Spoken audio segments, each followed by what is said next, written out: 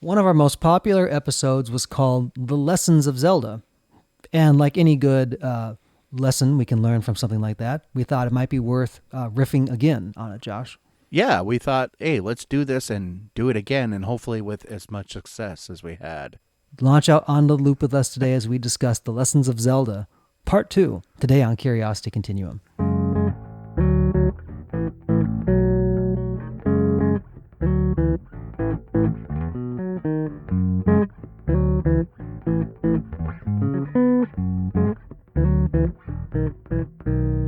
Hey everybody, this is Brian. And this is Josh. Welcome to Curiosity Continuum. We're an ever-growing collection of content designed to ignite your creative talents and power up your critical thinking skills. We help you master your world by learning the essentials needed to thrive in this century.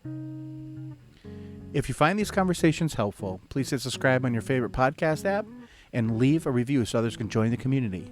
And you can, as always, find us on curiositycontinuum.com and our social media accounts. Thanks for tuning in, and let's start the conversation. All right, Josh. So sequels are always sometimes a hard game to follow to the original. Correct. One of our most popular episodes.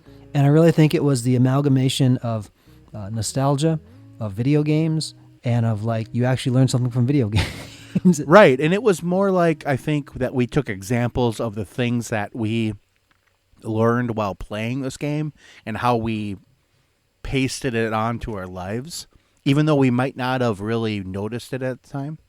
Right. So one thing let's talk about, Josh, I want you to give people a primer. Sure. Zelda, the world of Zelda is an open world. Somewhat, right? yeah. And we've talked about this a little bit. So for those tuning in for the first time or don't know what an open world is in video game land, can you just briefly explain that? Sure. An open world is a video game where you are, or open world can be really anything, but it's a video game concept where you start a video game and you can do anything in any order you want. Okay. Really. I mean, that's really what it is. That's the primer. And so this is different than something like Super Mario Brothers, which is more of a linear game. Right. Correct? It is absolutely linear because you start in world 1-1 and then you progress through that world. You go to 1-2, 1-3, and then you're in 2-1 and all that. So it's a progression, step forward. This is progressing, but I can choose if I want to go do this, or I want to go do that, or I just want to sit here for a while. I can do whatever I want. And that's what the open world concept's about. Okay. And now, for me, Zelda resonated more than the world of Mario. Now, I love both games for their own reasons. Right. But the world of Zelda, the open world, really is more like the real world. It's more complex. You can actually choose many different things in the construct of that world. You're not forced down a path. What I find interesting is that we have more complexity in the world now, like the real world, it seems like, but more and more still, people are trying to put like linear tracks into things like, well, this is how it always works, or this is how it should work. And we're just seeing a lot of things like that break now. It's like we live in an open world and people, I don't think, are equipped as well as they once were to be able to navigate the open world, which is the real world. Right. And I think that a lot of this might have to do, this might be a little spin on this, but with the current state of affairs in the world, the pandemic, like the way people have decided now to work might be more asynchronous than it used to be. So you may do something at a different time than a colleague that you used to sit across from. Doesn't mean that you can't progress in the same way, but it might take longer to do something because you're not like directly in front of somebody. So I think that, and because your way of doing it is different, doesn't mean it's wrong. And we've talked about this a lot of times, but that kind of process, that iterative process, is different now. Yes. And it requires maybe some different technical skills. The soft skills, regardless of what platform you're on or how you're communicating, communication still is a core component, right? Not only like what are you understanding your own thoughts, but when you communicate it and put it out there, does it come back to you in a meaningful way where it's understood?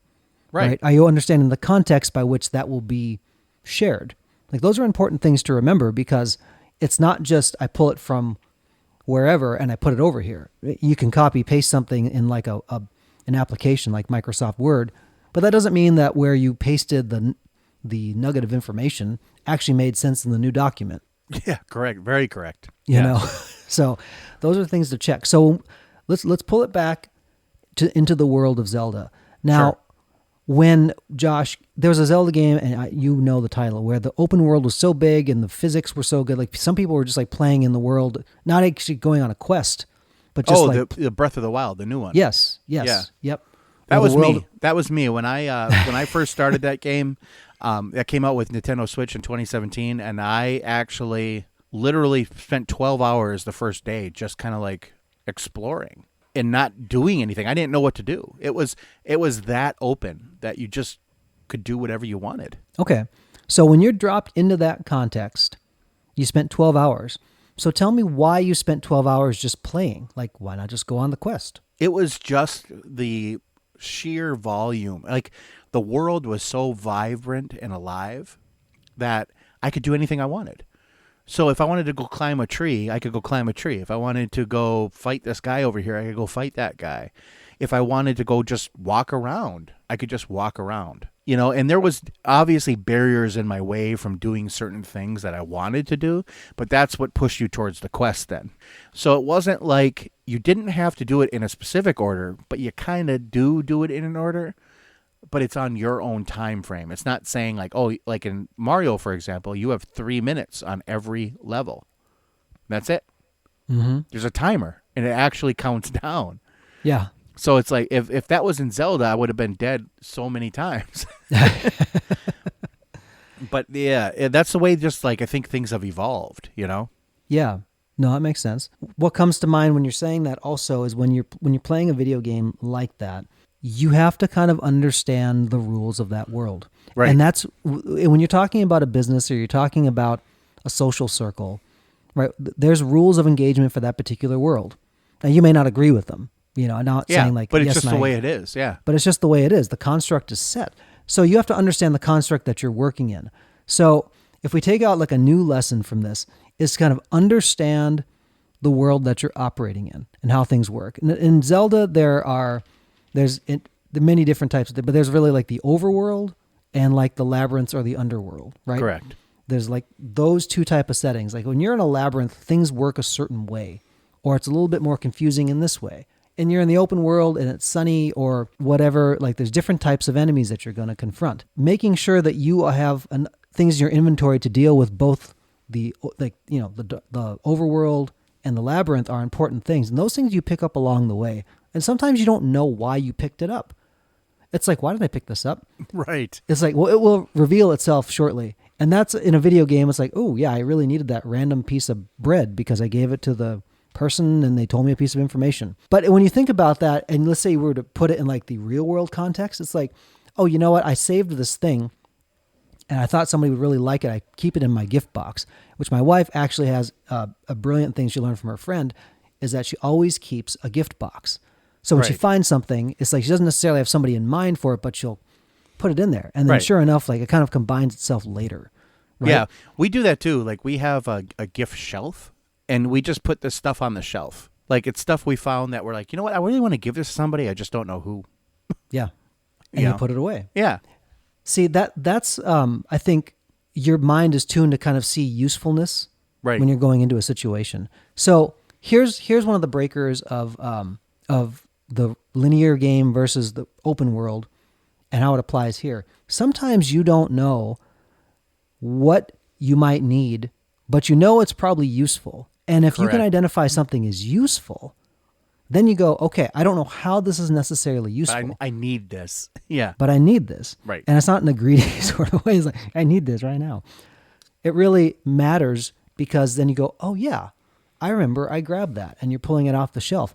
See, in the classical model of education, and I got a little bit more of a front row seat to this with my children. So my for a few years of our life, our children were homeschooled, and it was a wonderful learning experience. When it comes to actually operating in the real world, you may know the quest you're on, but you might not always know why something might be useful. But to recognize that is important. It's also the thing where like you talk to somebody in a game, you might not know how that person may come in handy later, but you collect it, right? It's kind of having your eyes looking forward, but then your eyes looking around to be able to, and what else do I need to notice about the situation? So Josh, let me go back and reframe, because really what we're talking about is the skills or the things you need to have in order to thrive in an open world game.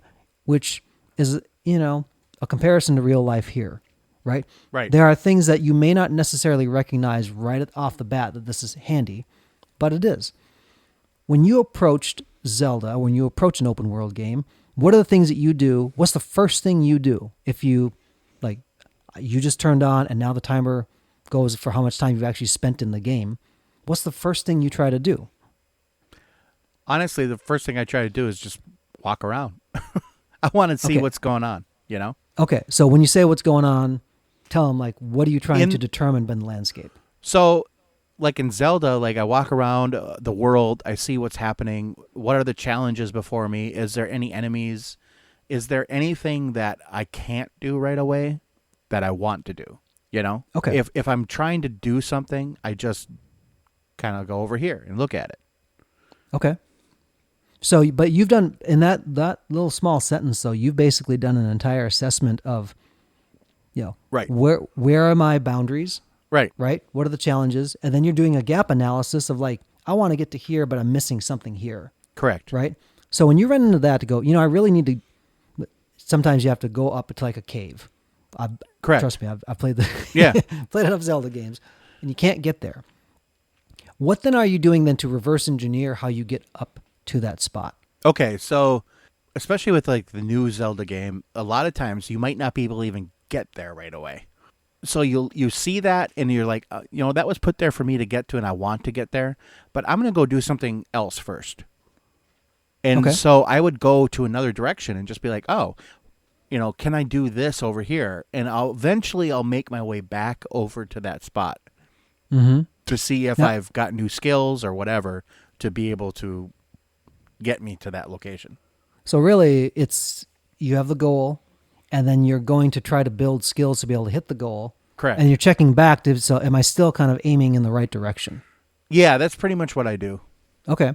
So then in the second phase of that, when you're doing these quests, you're doing these little bitty things in the meantime, are you still thinking about that one goal? Or are there other goals that have kind of come in that kind of... A lot of times you get derailed where you'll have like a bigger story that will be happening, Okay. and there'll be like the side goal that you want to do that maybe you don't even have to do for the main story, but you're thinking, it's always still in the back of my mind, like I want to go back and do that, you know? And Yeah. a lot of times there's certain days, like when I played Zelda, for example, especially the new one, Breath of the Wild, like I knew I wasn't going to advance the story much. I was just going to spend time in that world and just explore and see Okay. what happens, because there's so much there. Yeah. And it is like a living, breathing world, really, where even if you don't interact with it, it's still there. So I wanted to interact with some of that other than the main story, By interacting with the world, then, do you go in, let's say now you got the special item or something to be able to go and get up to the cave, for example. Right. Now you're up in the cave. It's another set of challenges, but now what are you carrying? How do you now approach that? If you go in and let's say there's another obstacle, right? No, I mean, really, it's all to do with the game at that point. Like, what have I learned about the mechanics of the world that I'm in that would make it accessible to do what I want to do? If I Okay. haven't learned what I need to, obviously I can't do it, right? But the one thing awesome about the new Zelda game is that it was the game that says yes. You want to go over here and do this? Sure. You want to go over here? You can do that. You want to wield a sword in a lightning storm? Yeah, you can do that, but you're going to pay the penalty, Yeah. So that was the whole thing about that game that I think made it really special, was if you thought you could do it, you probably can Okay. within that context of that world. Which that makes it fun. And there's a lot of things you can do, Right. like in the real world, but should you do it? But should know? you do it? Yeah, like there's crazy things you can do in here. Like you could take a wooden platform and actually make like a blimp out of it with stuff in the world, and you can actually float around in the world. Okay. And there's just stuff that you can do that, like, I'm like, I don't even think the designers of the game knew people could do. Which that's actually fun when people start tossing that off, because it's really a community-driven collaboration, especially now. Like they say, hey, I did this thing. And then people say, I'd like to try to do that thing. And they try to learn it Right. because they're getting better at the game then. Right. And then YouTube was a whole new avenue. It's like people could record themselves doing stuff. Like, because before if we had a game and we had stuff that we said, we just had our word for it. And you couldn't see someone do it. So it was different. Like I couldn't maybe not figure out how they did it, their whole process. Mm-hmm. But with the invention of YouTube and a bunch of other things, now I can see. So other people can share that collaboration now in such an easier way, Mm-hmm. Yep. I love that. I'm assuming probably too, when you have that feedback loop, that really high fidelity feedback loop, Right. gamers learning from gamers, you really you almost put it onto the game designers, say like, hey, like we've done this and we've taken it to a place where you never thought it possible, Right. tag, you're it, kind of like build us something even more. And I mean, and what happens is there's this is a kind of a whole different thing, but it's a little sidebar almost. Some developers are like ecstatic that you've done that, and some are like, this is not our intent. And we did not want you to do that. And sometimes they'll like patch that out. Oh, interesting. They're like, oh, you're not playing the game. You're just, messing around.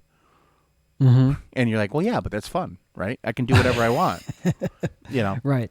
But Zelda, especially the newer Zeldas, like they really do have some of the best gameplay loops, I think, around. Mm-hmm. So let's talk about now the little goal of getting up to the cave. Right.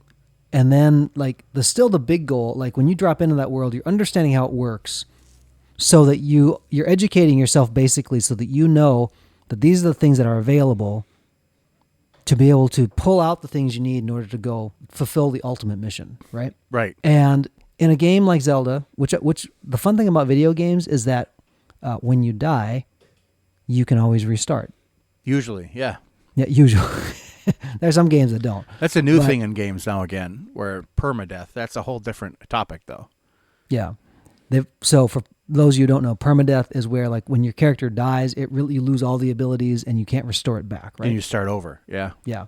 I mean, look, that's also real life too. It's like there's some risks to take that you don't come back from. And sometimes it's just not fun. And so we don't do it in video games. Right. True. But video games invite the person to take risks. Right. It's something where would you do this normally? It's like, maybe not, but this is a game and I'm going to try it.